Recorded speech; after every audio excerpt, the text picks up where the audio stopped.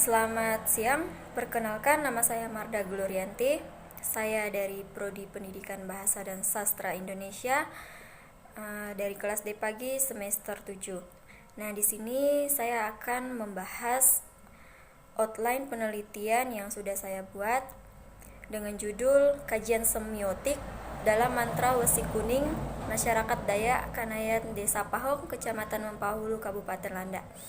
Nah, di sini saya akan membahas yang pertama, yaitu bagian pertama, yaitu latar belakang.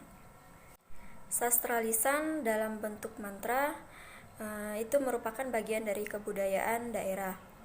Sastra lisan merupakan milik bersama dari suatu etnik tertentu dan keberadaannya menunjukkan bahwa sastra lisan itu adalah sastra komunal atau sastra daerah yang bersifat milik bersama. Nah, sastra lisan bagian kebudayaan Indonesia ini tumbuh dan berkembang. Ia mempunyai fungsi kedudukan di tengah-tengah kehidupan masyarakat penuturnya sebagai alat penghibur dan komunikasi. Satu di antaranya adalah sastra lisan masyarakat Dayak Desa Pahong, Kecamatan Mempawulu, Kabupaten Landak, yang berupa puisi rakyat dalam bentuk mantra. Mantra merupakan kearifan lokal yang dimiliki oleh masyarakat Dayak Kanayat. Mantra sebagai bagian dari budaya merupakan susunan kata-kata atau kalimat yang mengandung kekuatan gaib, diucapkan pada waktu tertentu dan tidak sembarangan oleh yang boleh mengucapkannya, kecuali dukun yang bersangkutan. Nah, mantra ini dianggap sebagai permulaan sastra klasik. Menurut Kokasi 2012, mantra adalah bentuk puisi berupa gubahan bahasa yang diresapi oleh kepercayaan akan dunia gaib. Nah, tujuan dari penelitian sastra ini adalah menemukan, mengembangkan, atau menguji kebenaran suatu pengetahuan secara empiris berdasarkan data dan fakta. Pengembangan atau pengujian kebenaran yang dicapai dengan penelitian tentulah digunakan sebagai fondasi melakukan tindakan. Selanjutnya, alasan peneliti memilih penelitian sastra disebabkan oleh rasa bangga dan cinta terhadap budaya itu sendiri. Termasuk sastra harus ditumbuh kembangkan di hati masyarakat Indonesia. Pendekatan yang digunakan dalam penelitian ini adalah pendekatan semiotik. Menurut Sobur 2013, semiotik adalah ilmu atau metode analisis untuk mengkaji tanda. Selanjutnya, mantra Wesi Kuning digunakan oleh masyarakat setempat karena mereka meyakini mantra tersebut memiliki fungsi untuk kekebalan tubuh, untuk melindungi diri dari serangan orang lain, dan memberi keselamatan. Mantra tersebut digunakan dan sekaligus mempunyai berbagai macam fungsi, baik untuk keperluan kebaikan maupun kejahatan. Selanjutnya, alasan penulis memilih mantra Wesi Kuning ini adalah yang pertama. Mantra Wesi Kuning ini merupakan mantra yang terdapat di masyarakat Dayak Kanayat, Kecamatan Mempawulu, Kabupaten Landak. Mantra ini perlu diketahui dan dikenal oleh masyarakat luas. Untuk itu, penulis ingin mendokumentasikannya ke dalam bentuk tertulis agar mantranya tidak mudah hilang dan dilupakan. Selanjutnya, yang kedua, mantra Wesi Kuning ini hanya dimiliki oleh satu orang saja, yaitu dukun yang bersangkutan. Nah, yang ketiga, seiring perkembangan zaman, dikhawatirkan masyarakat Dayak Kanayat Dusun Antema akan melupakan nilai-nilai budaya tradisionalnya. Selanjutnya, metode penelitian yang digunakan adalah metode deskriptif. Hal ini karena metode deskriptif ini menggambarkan objek masalah dalam penelitian ini sesuai dengan fakta yang terjadi apa adanya. Nah, selanjutnya kita masuk kepada poin B, yaitu fokus dan subfokus dari penelitian ini.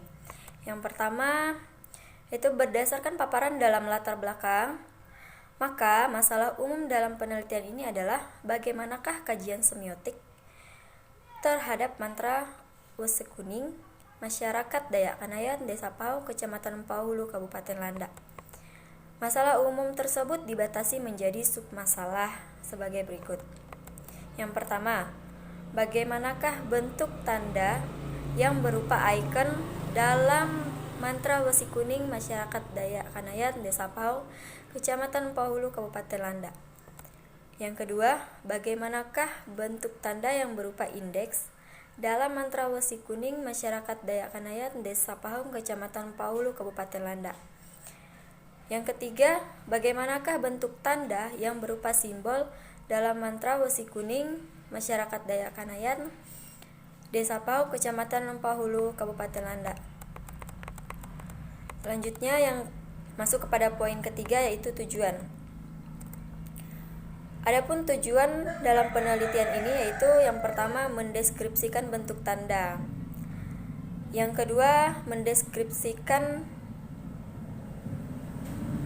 Selanjutnya kita masuk pada poin C, yaitu tujuan penelitian. Adapun tujuan penelitian ini sebagai berikut. Yang pertama yaitu mendeskripsikan bentuk tanda yang berupa ikon dalam mantra Wesi Kuning, Masyarakat Dayak Kanayan, Desa Pau, Kecamatan Pauhulu, Kabupaten Landak. Yang kedua, mendeskripsikan bentuk tanda berupa indeks dalam mantra Wesi Kuning, Masyarakat Dayak Kanayan, Desa Pau, Kecamatan Pauhulu, Kabupaten Landak. Yang ketiga, mendeskripsikan bentuk tanda berupa simbol dalam mantra Wesi Kuning, Masyarakat Dayak Kanayan, Desa Pau, Kecamatan Pauhulu, Kabupaten Landak. Selanjutnya kita masuk pada poin D, yaitu manfaat penelitian. Manfaat penelitian ini dapat ditinjau dari dua segi, yaitu manfaat teoritis dan manfaat praktis. Manfaat teoritis dalam penelitian ini diharapkan dapat memberikan sumbangsih bagi pengembangan ilmu pengetahuan dan pendidikan serta menambah wawasan, khususnya menambah hasanah penelitian bidang sastra daerah yang berkaitan dengan bidang puisi rakyat berupa mantra Wesi Kuning, Masyarakat Dayak Kanayan. Selanjutnya yaitu mantra praktis. Ini mantra praktis untuk peneliti, bagi masyarakat Dayak Kanayan, bagi institut, bagi guru.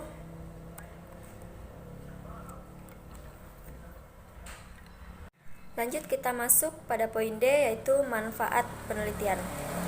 Nah, manfaat penelitian ini ditinjau dari dua segi, yaitu manfaat teoritis dan manfaat praktis. Manfaat teoritis di sini, secara teoritis penelitian ini diharapkan dapat memberikan sumbangsih bagi pengembangan ilmu pengetahuan dan pendidikan serta menambah wawasan, khususnya menambah hasanah penelitian bidang sastra daerah yang berkaitan dengan bidang puisi rakyat yang berupa mantra Wesi Kuning di masyarakat Dayak Kanayan. Yang kedua yaitu manfaat praktis yang terdiri dari 4 bagian. Yang pertama bagi peneliti, yang kedua bagi masyarakat Dayak Kanayan itu sendiri, yang ketiga bagi institut, dan yang keempat untuk guru. Baik, kita masuk pada poin E, yaitu ruang lingkup penelitian. Di dalam ruang lingkup penelitian itu ada 2. Yang pertama kerangka konsep, yang kedua definisi operasional. Yang pertama kerangka konsep. Di sini pada penelitian ini difokuskan pada kajian semiotik dalam mantra Wesi Kuning, Masyarakat Dayak Kanayan, Desa Pau, Kecamatan Pauhulu, Kabupaten Landak. Peneliti membatasi masalah menjadi submasalah. Peneliti adalah pada ikon, indeks, dan simbol. Teks mantra tersebut yang menjadi data penelitian yang dikhususkan mengenai ikon, indeks, dan simbol. Mantra Wesi Kuning pada masyarakat Dayak Kanayan, Dusun Antema, Desa Pau, Kecamatan Pauhulu, Kabupaten Landak. Selanjutnya itu definisi operasional. Definisi operasional di sini dimaksudkan untuk menghindari adanya kesalahan dalam penafsiran dari pembaca terhadap istilah-istilah yang digunakan dalam penelitian. Istilah tersebut adalah sebagai berikut, yaitu sastra lisannya. Selanjutnya mantra, dan selanjutnya mantra Wesi Kuning yang digunakan. Kita masuk pada poin F, yaitu metodologi penelitian. Yang pertama itu metode dan bentuk penelitian. Nah, di sini metode penelitiannya yaitu saya menggunakan metode deskriptif. Menurut Siswantoro, metode deskriptif dapat diartikan sebagai prosedur pemecahan masalah yang diselidiki dengan menggambarkan atau melukiskan keadaan subjek atau objek penelitian, misalnya novel, drama, cerita pendek, atau puisi, pada saat sekarang berdasarkan fakta-fakta yang tampak atau sebagaimana adanya. Nah, hal ini juga diungkapkan oleh Zuldafrial 2009. Metode deskriptif adalah suatu metode yang digunakan di dalam memecahkan masalah penelitian dengan cara menggambarkan atau melukis keadaan subjek atau objek penelitian pada saat sekarang berdasarkan fakta-fakta yang tampak atau sebagaimana adanya. Nah, di sini berdasarkan pendapat di atas dapat disimpulkan bahwa metode deskriptif merupakan suatu metode penelitian yang bersifat deskriptif, yaitu memaparkan atau menggambarkan dengan kata-kata secara jelas mengenai subjek atau objek penelitian secara apa adanya. Selanjutnya, bentuk penelitiannya di sini adalah bentuk penelitian kualitatif. Nah, penelitian kualitatif adalah penelitian yang berdasarkan data deskriptif berupa kata-kata tertulis atau lisan dari orang-orang dan perilaku yang diamati. Menurut Lexi J. Moelong 1988, penelitian kualitatif adalah penelitian yang menghasilkan prosedur analisis yang tidak menggunakan prosedur analisis statistik atau cara kualifikasi lainnya. Kita masuk kepada pendekatan penelitian. Di sini saya memakai pendekatan penelitian semiotik. Menurut Theo dalam Danasi 2010, semiotik merupakan model sastra yang mempertanggungjawabkan seluruh faktor dan aspek hakiki untuk pemahaman gejala sastra. Ialah sebagai alat komunikasi yang khas di dalam masyarakat dimanapun juga. Sedangkan menurut Sobur 2006, semiotika merupakan suatu ilmu atau juga metode analisis untuk mengkaji tanda. Di sini merupakan perangkat yang dipakai di dalam upaya berusaha mencari jalan keluar di dunia ini, di tengah-tengah manusia serta juga bersama-sama manusia.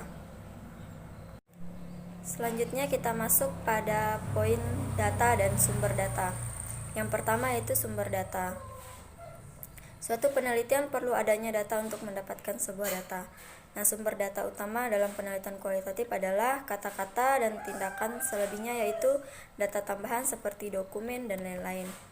Sedangkan data itu sendiri adalah merupakan sumber informasi yang akan diseleksi sebagai bahan analisis. Dari pengertian di atas, maka sumber data dalam penelitian ini adalah penutur yang dituturkan oleh dukun itu sendiri sebagai penutur kunci.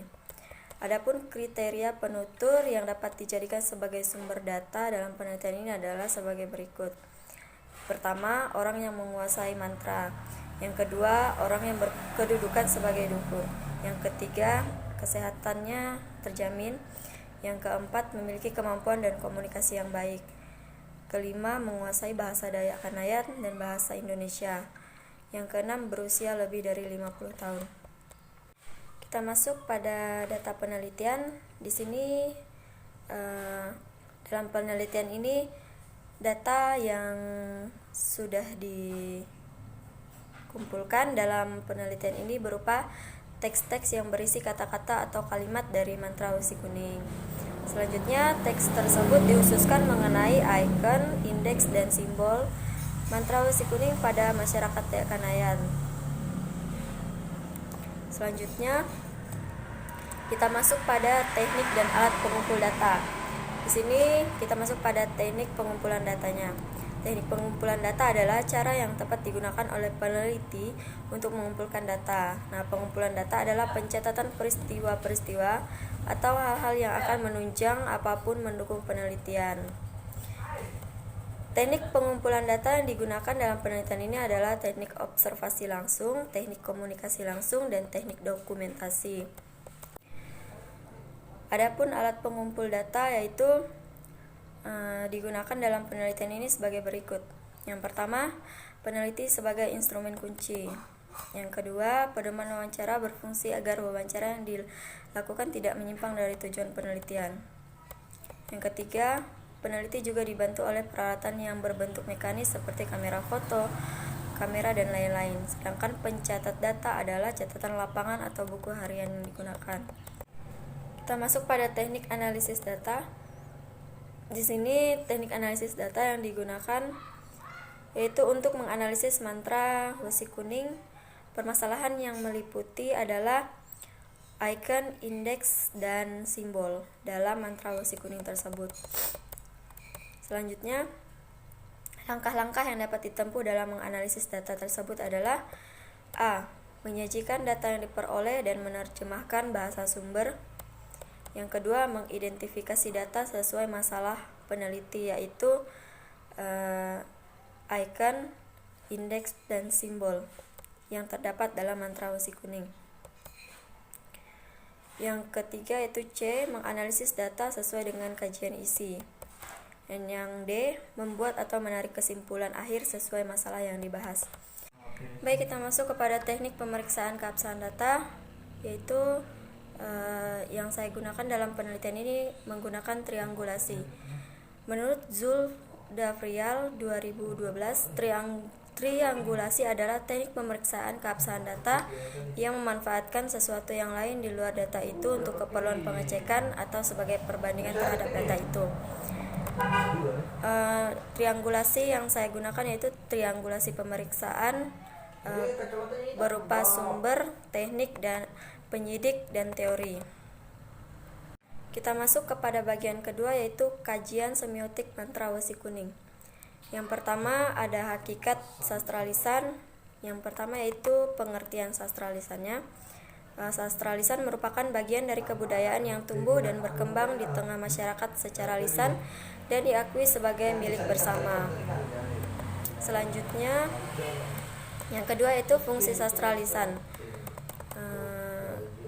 Fungsi sastra lisan yaitu sebagai pengendali sosial dan pendidikan anak.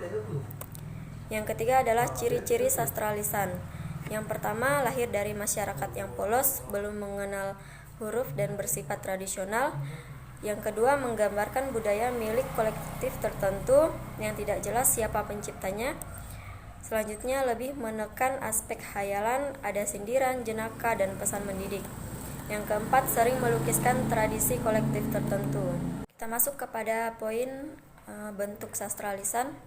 Yang pertama itu bahasa rakyat seperti logat, julukan, pangkat, tradisional, dan titel kebangsawan. Selanjutnya, ungkapan tradisional seperti peribahasa, pepatah, dan pameo. Selanjutnya, pertanyaan tradisional seperti teka-teki. Selanjutnya, puisi rakyat seperti pantun, gurindam, dan syair. Selanjutnya, cerita prosa rakyat seperti mite, legenda, dan dongeng, dan nyanyian rakyat. Nah, berdasarkan keenam bentuk sastra lisan tersebut, peneliti berada pada tataran puisi rakyat. Puisi rakyat adalah kesusastraan rakyat yang sudah tertentu bentuknya. Biasanya terjadi dari beberapa deret kalimat, ada yang berdasarkan mantra, ada yang berdasarkan panjang pendek suku kata, lemah tekanan suara, atau hanya berdasarkan rima. Selanjutnya kita masuk pada hakikat puisi. Yang pertama, pengertian puisi. Puisi merupakan bentuk kesusastraan yang paling tua. Isi terkandung dalam sebuah puisi biasanya merupakan cerminan pengalaman, pengetahuan, dan tentang perasaan penyair. Puisi itu mengekspresikan pemikiran yang membangkitkan perasaan, yang merangsang imajinasi panca indera dalam susunan yang berirama, menurut Pradopo tahun 1990. Yang kedua yaitu struktur fisik puisi. Struktur fisik puisi adalah medium pengungkapan struktur batin puisi. Yang ketiga itu struktur batin puisi. Struktur batin puisi juga disebut sebagai unsur intrinsik dan ekstrinsik yang berada pada puisi tersebut. Menurut Padi 2013, struktur batin adalah makna yang terkandung dalam puisi yang tidak secara langsung dapat dihayati. Kita masuk pada jenis-jenis puisi. Yang pertama ada puisi lama. Di dalam puisi lama ini mengemukakan aturan-aturan sebagai berikut. Yang pertama, jumlah kata dalam satu baris, jumlah baris dalam satu bait. Selanjutnya persajakan atau rima. Selanjutnya banyak suku kata dalam setiap baris dan irama. Selanjutnya ciri-ciri puisi lama, yaitu ciri-ciri puisi lama ini tidak dapat dipisahkan dan merupakan rakyat yang tidak dikenal dalam pengarangnya, disampaikan lewat mulut ke mulut, yang merupakan sastra lisan, sangat terikat oleh aturan-aturan seperti jumlah baris tiap baris, jumlah suku kata maupun rima. Contohnya adalah mantra. Yaitu selanjutnya kita masuk kepada jenis-jenis puisi lama. Jenis-jenis puisi lama yaitu mantra, gurindam, syair, dan pantun. Mantra adalah ucapan-ucapan yang dianggap memiliki kekuatan gaib. Selanjutnya gurindam adalah jenis puisi lama yang terdiri atas dua baris, semuanya merupakan isi dan menunjukkan hubungan sebab akibat. Selanjutnya syair. Syair adalah puisi yang bersumber dari Arab dengan ciri tiap bait 4 baris, bersajak AA, berisi nasihat atau cerita. Selanjutnya pantun merupakan puisi yang bersajak ABAB. Tiap bait 4 baris, tiap baris terdiri dari 8 sampai 12 suku kata. 2 baris awal sebagai sampiran, 2 baris berikutnya sebagai isi. Kita masuk pada poin C, yaitu hakikat mantra. Yang pertama kita membahas tentang pengertian mantra. Secara umum mantra dapat diartikan sebagai susunan kata yang berunsur puisi seperti rima dan irama yang dianggap mengandung kekuatan gaib. Biasanya diucapkan oleh dukun atau pawang untuk menanding kekuatan gaib. Mantra juga dikenal masyarakat Indonesia sebagai ramalan untuk maksud dan tujuan tertentu, baik itu dengan maksud yang buruk maupun yang baik. Selanjutnya, mantra adalah sesuatu yang lahir dari masyarakat sebagai perwujudan dari keyakinan atau kepercayaan. Dalam masyarakat tradisional, mantra bersatu dan menyatu dalam kehidupan sehari-hari. Seorang pawang atau dukun yang ingin menghilangkan atau menyembuhkan penyakit, misalnya, dilakukan dengan membaca mantra. Kita masuk pada ciri-ciri mantra. Mantra dibagi menjadi 5 ciri-ciri, yaitu A. Bersifat lisan. 2. Atau B. Adanya perulangan.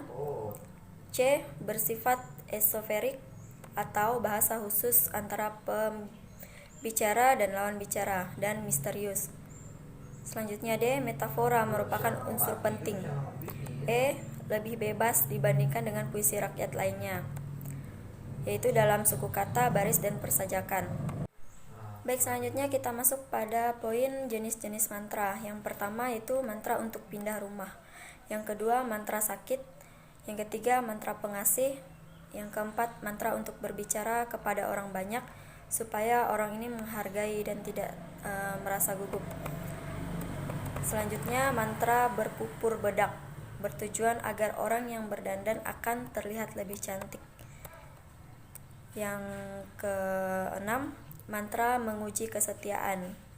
Selanjutnya, mantra pada saat mandi. Ini bertujuan untuk terhindar dari kotoran. Kita masuk pada poin D, yaitu mantra wesi kuning. Nah, di sini ada perlengkapan untuk mantra wesi kuning. Yang pertama yaitu lemang atau poe. Yang kedua cucur atau tumpi. Yang kelima telur atau talo. Yang selanjutnya ayam atau manok. Selanjutnya tempayan atau tapayan. Selanjutnya daun sirih atau daun karake. Selanjutnya ada beras pulut atau beras poe. Selanjutnya ada tembakau rokok atau timako rokok. Ada juga kapur sirih, yaitu kapur karake, kain putih, dan parang keramat atau tangkin. Selanjutnya ada lemang yang diberi darah ayam. Kita masuk pada pelaksanaan mantra wesi kuning. Mantra wesi kuning adalah suatu budaya yang hanya dimiliki oleh masyarakat di daerah Kalimantan Barat, yaitu masyarakat Dayak Kanayat. Pelaksanaan ritual mantra wesi kuning ini dilakukan di tempat seseorang yang akan mengadakan ritual tersebut sesuai dengan waktu yang telah ditentukan oleh penyelenggara acaranya. Selanjutnya kita masuk pada poin E, yaitu semiotik. Pertama adalah pengertian dari semiotik. Istilah semiotika berasal dari kata Yunani semion yang berarti tanda. Tanda itu sendiri dikatakan sebagai suatu yang atas dasar konvensi sosial yang terbangun sebelumnya dapat dianggap mewakili sesuatu yang lain. Baiklah, sekian pemaparan hasil dari outline penelitian yang sudah saya buat. Kurang dan lebihnya saya mohon maaf. Saya ucapkan terima kasih.